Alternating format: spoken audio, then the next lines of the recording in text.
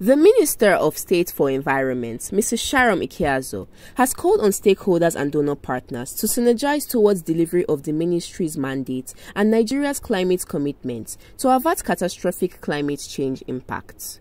She made the call in Abuja during an interministerial committee meeting on climate change organized to discuss the implementation of the Nigeria's nationally determined contributions, approved energy transmission plan, and other related climate issues. She, however, said that this would not be without the support of her fellow ministers and development partners. As an oil-dependent nation, our economic and developmental aspirations will be compromised if we do not define our transition pathways to align with our broader developmental goals. Let me assure you that the ministry is positioned to take the lead in aligning Nigeria's national climate plans and strategies with the country's energy transition efforts.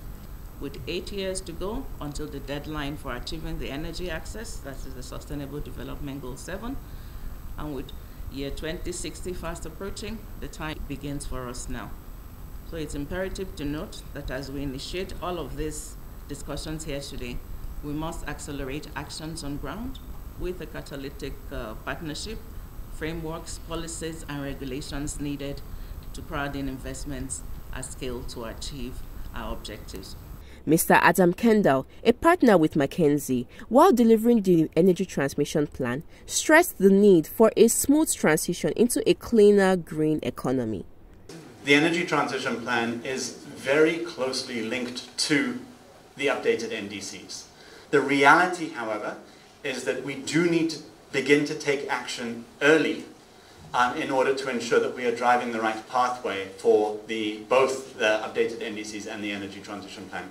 The evolution of oil and gas is such that we're expecting a decline in the longer term, but in the shorter term for the next 10 years, we're expecting an increase driven by increased consumption in power, increased consumption from LPG associated with cooking, and LPG associated with industry in some cases.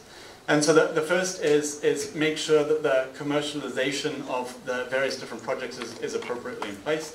The second is sector decarbonization. There's a lot that the oil and gas sector can do themselves to decarbonize.